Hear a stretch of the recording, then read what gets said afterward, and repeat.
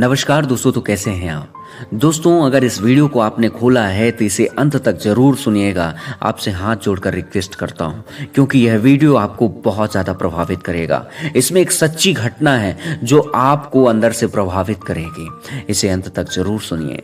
आइए शुरुआत करते हैं इस सच्ची घटना के बारे में। एक बार मैं एक घर के करीब से गुजर रहा था कि अचानक से मुझे उस घर के अंदर से एक बच्चे के रोने की आवाज़ आई। उस बच्चे की आवाज में इतना दर्द था कि अंदर जाकर वह बच्चा क्यों रो रहा है यह मालूम करने से मैं खुद को ना रोक सका। अंदर जाकर मैंने देखा कि एक माँ अपने 10 साल के बेटे को धीरे धीरे से मारती और बच्चे के साथ खुद भी रोने लगती।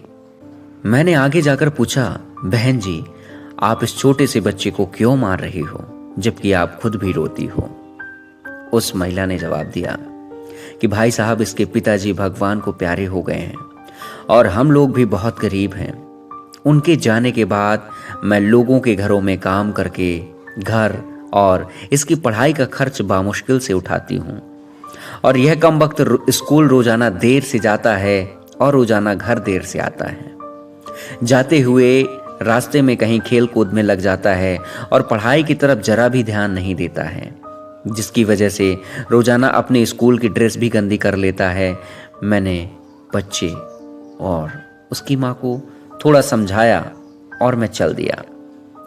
इस घटना को कुछ ही दिन बीते थे कि एक दिन सुबह सुबह कुछ काम से मैं सब्जी मंडी गया तो अचानक मेरी नज़र उस 10 साल के बच्चे पर पड़ी जो रोजाना घर से मार खाता था। मैं क्या देखता हूं कि वह बच्चा मंडी में घूम रहा है और जो दुकानदार अपनी दुकानों के लिए सब्जी खरीदकर अपनी बोरियों में डालते थे तो कुछ सब्जियां गिर जाती थीं। वह लड़का सब्जी जमीन पर गिरी हुई फौरन उठाकर अपनी झोली में डाल लेता था। मैं यह नज़ारा देखकर परेशानी में पड़ गया कि आखिर ये चक्कर क्या है। मैं उस बच्चे का चोरी चोरी पीछा करने लगा। जब उसकी झोली सब्जी से भर गई तो वह सड़क के किनारे बैठकर उसे ऊंची ऊंची आवाज लगाकर सब्जी बेचने लगा। मुंह पर मिट्टी, ड्रेस गंदी, आंखों में नमी। ऐसा महसूस हो रहा था कि ऐसा दुकानदार मैं जिंदगी में पहली बार देख रहा हूं।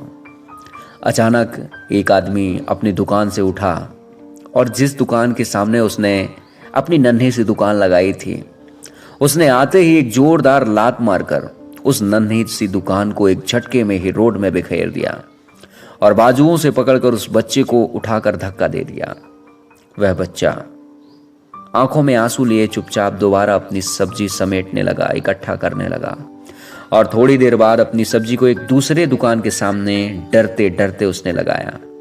भला हो उस शख्स का जिसकी दुकान के सामने इस बार उसने अपनी नन्ही सी दुकान लगाई। उस शख्स ने उस बच्चे को कुछ नहीं कहा। थोड़ी सी सब्जी, ऊपर से बाजार की कीमत से कम दाम में वह बेच रहा था।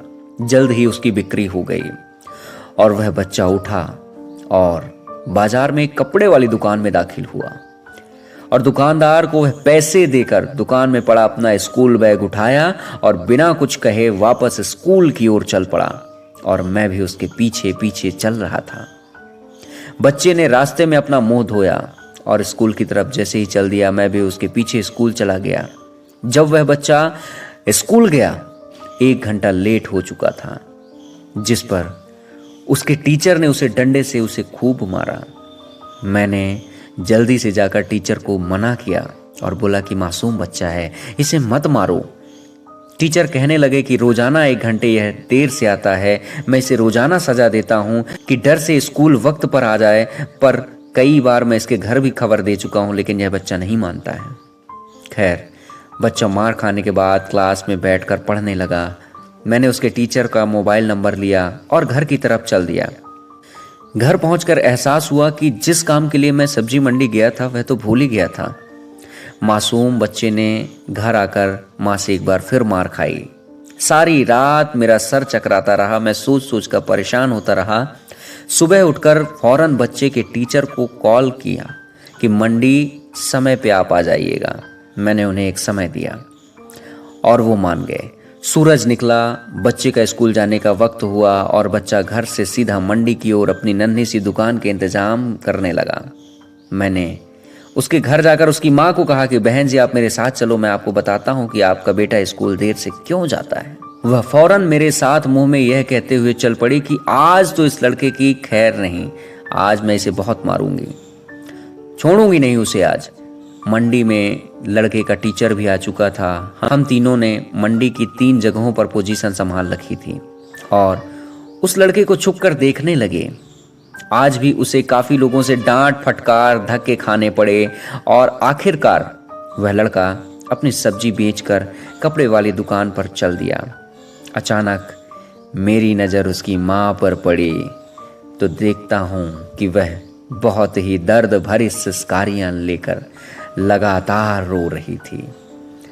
मैंने फौरन उसके टीचर की तरफ देखा तो बड़ी शिद्दत से उनके आंसू बह रहे थे।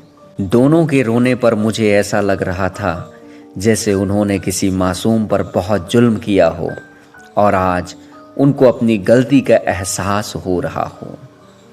उसकी माँ रोते रोते घर चली गई। टीचर भी सिसकारियाँ लेते हुए स्कूल चला गया। बच्चे ने दुकानदार को पैसे दिए और आज उसको दुकानदार ने एक लेडीज का सूट देते हुए कहा कि बेटा आज सूट के सारे पैसे पूरे हो गए, अपना सूट ले लो। बच्चे ने उस सूट को पकड़कर स्कूल बैग में रखा और स्कूल चला गया। आज भी वह 1 घंटा देर से था। वह सीधा टीचर के पास गया और बैग डेस्क पर रखकर मार खाने के लिए अपनी पोजीशन संभाल ली और हाथ आगे बढ़ा दिए कि टीचर डंडे से उसे मार ले। टीचर कुर्सी से उठा, फौरन उस बच्चे को गले लगाकर इस कदर जोर से रोया कि मैं भी देखकर अपने आंसुओं पर काबू ना रख सका। मैंने अपने आप को संभाला और आगे बढ़कर टीचर को चुप कराया और बच्चे से पूछा कि यह जो बैग में सूट है वह किसके लिए है। बच्चे ने रोते हुए जवाब दिया कि मेरी माँ अमीर लोगों के घरों पर मजदूरी करने जाती है और उसके कपड़े फटे हुए होते हैं। कोई जिस्म को पूरी तरह से ढकने वाला सूट नहीं है उसके पास। मेरी माँ के पास पैसे भी नहीं हैं, इसलिए मैं अपनी माँ के लिए यह सूट खरीदा है। मैंने पूछा तो यह सूट अब घर ले जाकर माँ को आज दोगे? मैंने बच्चे से सवाल जब यह किया, जवाब ने मेरे और उस बच्चे के टीचर के पैरों के नीचे जमीन ही निकाल दी। बच्चे ने जवाब दिया, नहीं अंकल, आज इस स्कूल की छुट्टी के बाद मैं इसे दर्जी को सिलाई के लिए दूंगा। रोजाना स्कूल से जाने के बाद काम करके थोड़े थोड़े पैसे सिलाई के लिए दर्जी के पास मैंने जमा किए हैं। टीचर और मैं सोचकर रोते जा रहे थे कि आखिर कब तक हमारे समाज में गरीबों के साथ ऐसा होता रहेगा। उनके बच्चे त्योहार की खुशियों में शामिल होने के लिए जलते रहेंगे, आखिर कब तक? क्या ऊपर वाले की खुशियों में इन जैसे गरीब का कोई हक नहीं? क्या हम अपनी खुशियों के मौके पर अपनी ख्वाहिशों में से थोड़े पैसे निकालकर अपने समाज में मौजूद गरीब और बेसहारों की मदद नहीं कर सकते? आप सभी ठंडे दिमाग से एक बार ज़रूर सोचना और यह वीडियो आपको कैसा लगा इस वीडियो के कमेंट में ज़रूर बताइएगा। दोस्तों, इस वीडियो को हो सके तो शेयर करिएगा, लाइक करिएगा। दोस्तों, यह वीडियो पसंद आया हो, इसे सुनने के लिए, इसे देखने के लिए बहुत बहुत धन्यवाद आप सभी लोगों का।